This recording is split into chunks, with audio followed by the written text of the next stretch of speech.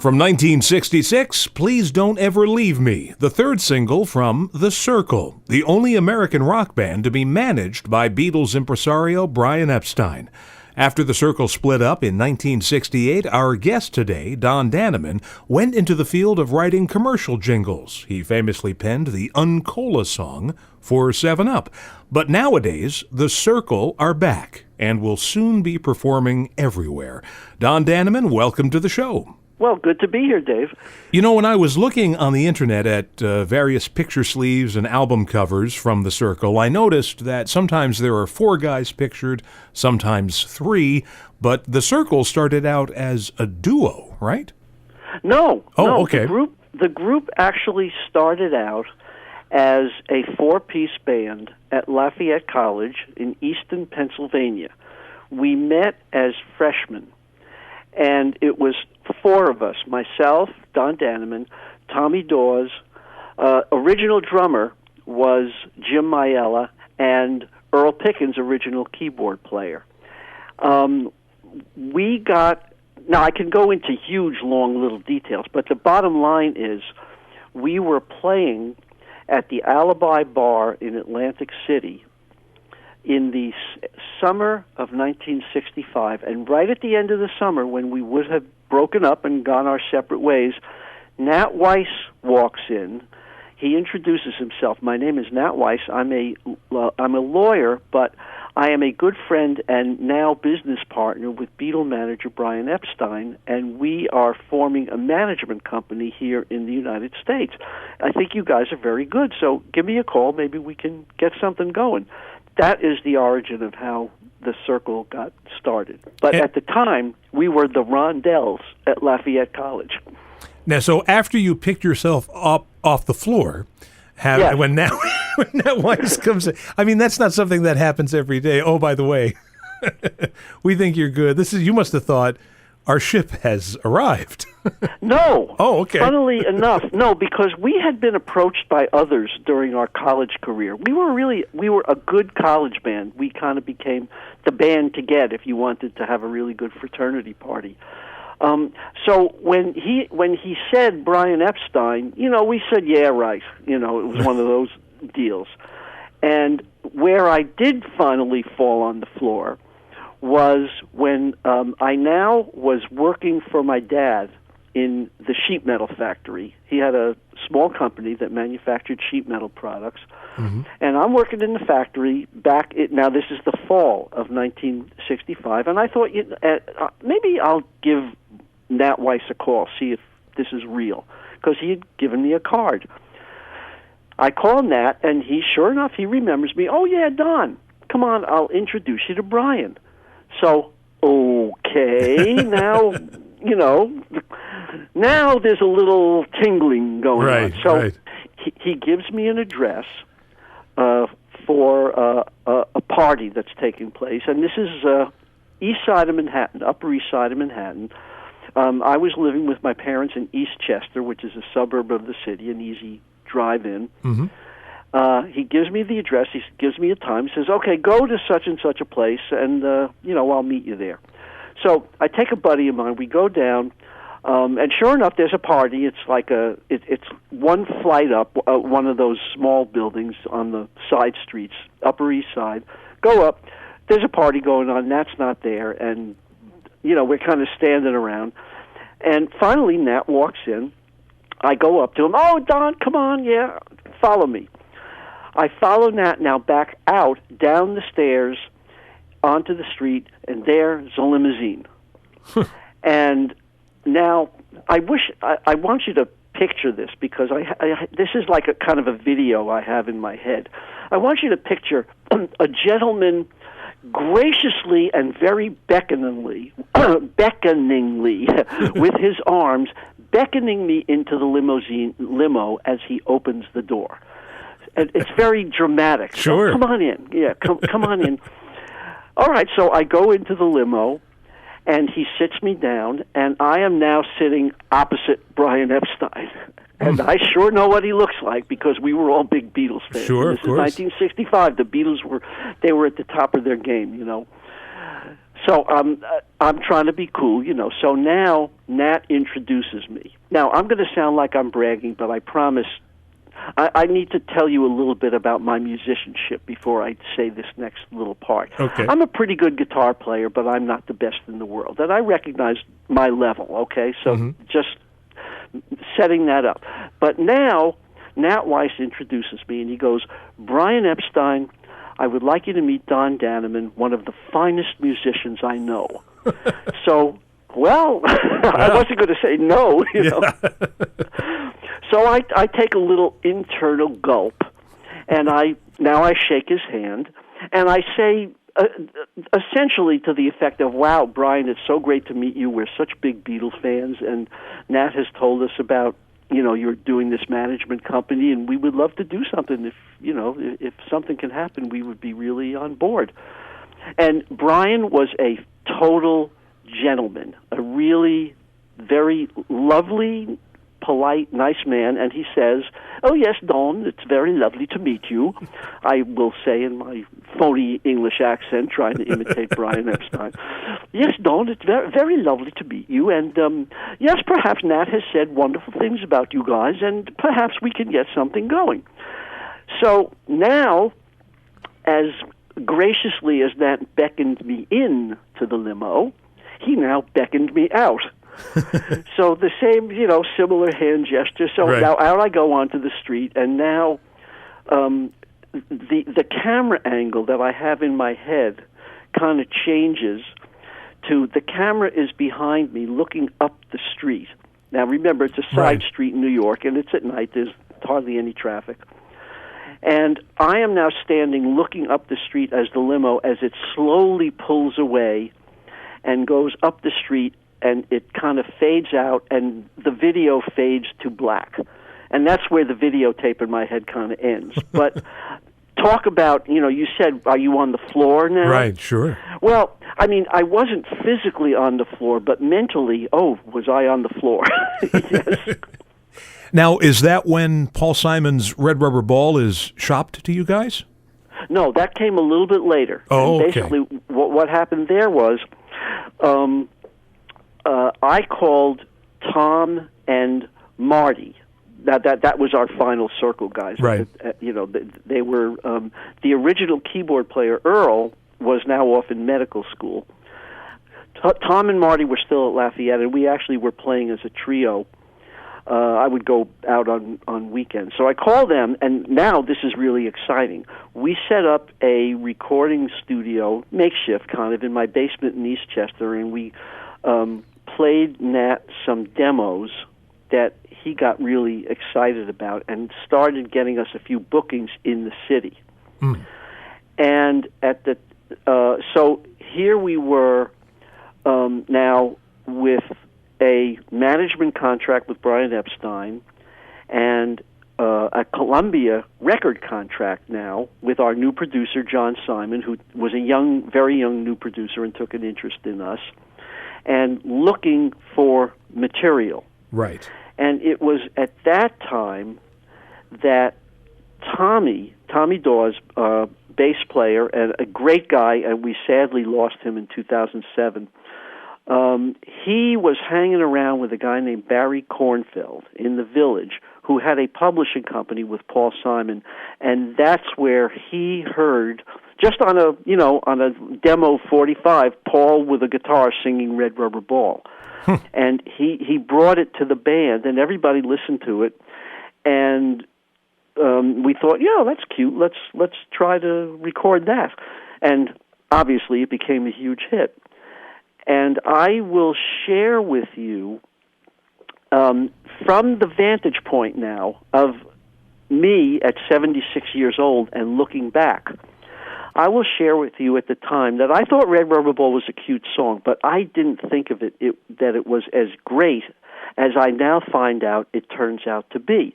And what I have found out now is, especially in this Circle revival that we're doing, which is now just a couple of years old, people come up to me, especially at these meet and greets that we do every time we play. Right. And I get comments that are along the lines of, I'll share a few, but you'll get a sense of where I'm coming from on this in terms of Red Rubber Ball. One typical one is, I just want you to know that Red Rubber Ball was my first 45, and I just played it to death. I can't tell you that I was a teenager, and it was just awesome. Next one, a guy comes up to me, and he shakes my hand, and he says, "Thank you," as he shakes my hand, and I look back at him, and I say, "You're welcome. Why are you thanking me?" He says, "I just want you to know that Red Rubber Ball got me through my divorce. It was one of the worst divorces, and I would get up in the morning, and that song would come on. I think it's going to be all right. Yeah, the worst is over now. The morning sun is shining like a red rubber ball." And, it was so uplifting that it really helped him psychologically through his divorce.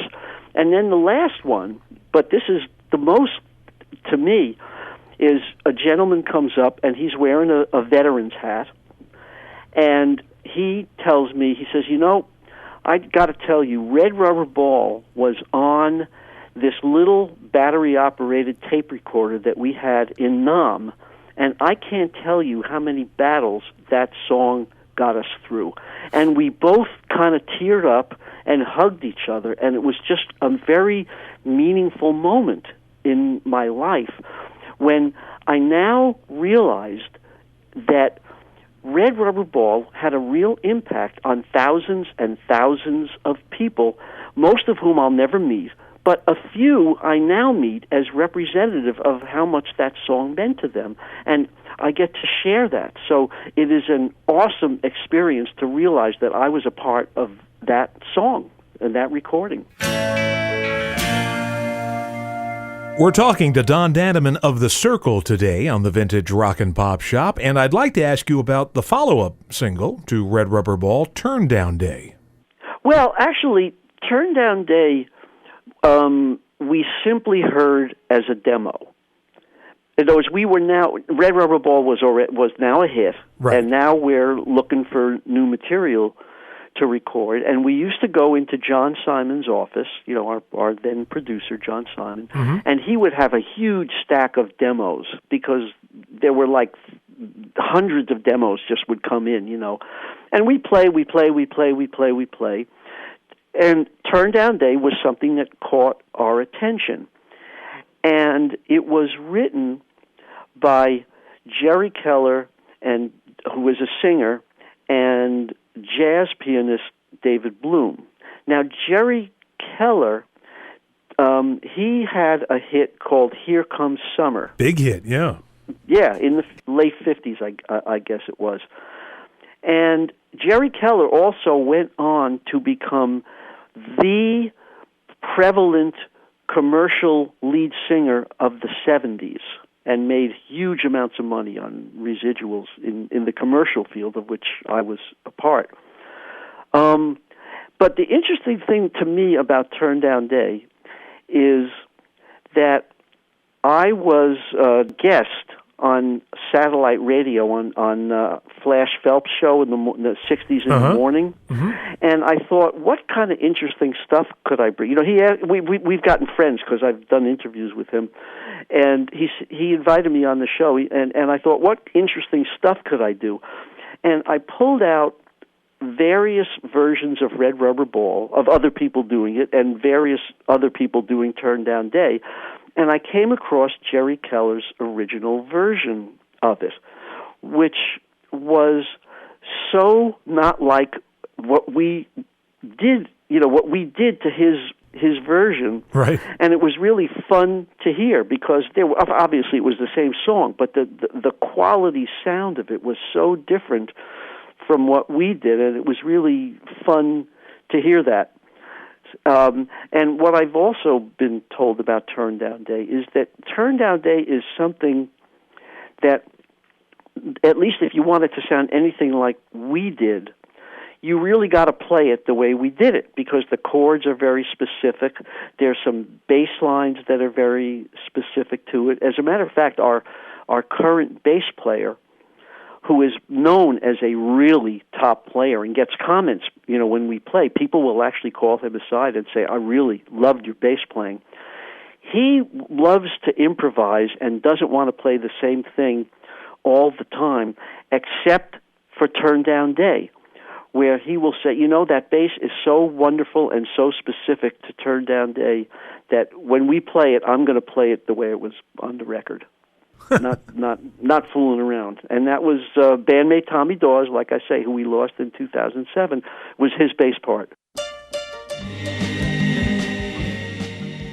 We just heard The Cyrkle with their 1967 single, I Wish You Could Be Here, and we're talking to The Cyrkle's Don Dannemann today. And we mentioned how you were managed by Brian Epstein, but to take it a step further, you also opened for the Beatles. Do you have any stories you can share about that? Oh, yeah. Oh, absolutely. Now, it's interesting. We did one interview on, we were on the Flower Power cruise, and they, so I was the one, it was the Cyrkle, and they did it in kind of a radio format with a DJ-type person interviewing us, and this, of course, with an audience. And it was us and the Jefferson Starship. So a lot of different subjects got covered, but now they got up to the Beatles tour. And of everybody in there, I was the one who was there. So they asked me, Don, can you share, tell us about the Beatles tour? And my immediate comment was, well, I mean, if you want everybody else on stage to leave, yeah, I'll tell you about the Beatles tour, but that's not fair. So let me just give you one little sense of one thing, How about if I do that? So let me give you one sense of the Beatles tour, which, like I say, I have various little segments I could share, but one sense is, here we were now, this is the first concert, and we had not met them yet, although we didn't, we met Paul on the plane, and that's a little story I actually tell in our shows. But, so we had met Paul really briefly, just got to shake his hand on the plane, not the others, and now this is the first concert. It was in an indoor stadium in Chicago. So the first thing I want to share is we were really nervous about playing, because how do you open for the Beatles? Right. Well, we were very pleasantly surprised in that we went on, they announced the Cyrkle, and we did our 20-minute show, and everybody whooped and hollered and cheered, and I didn't yell, boo, we want the Beatles. It was a really positive experience. So we were pumped now. So we had done ours, and now we're, you got to picture kind of a hockey arena, and backstage it's open. It's the part of the audience thing that's behind the stage. So there's no audience there, but people that are part of the tour were there. So I'm now standing looking over the stage from just a little bit above it from that vantage point. And now they announce the Beatles. Right. And so I just want to share my impression of that experience of standing there. So the first thing is the four boys, they come out, and to me, they looked very elegant. They were wearing dark kind of sport jackets. Now, I don't know what they really were, but to me, in that subdued light, they looked sort of velvety with maybe like dark green. But they looked very star elegant, just, right.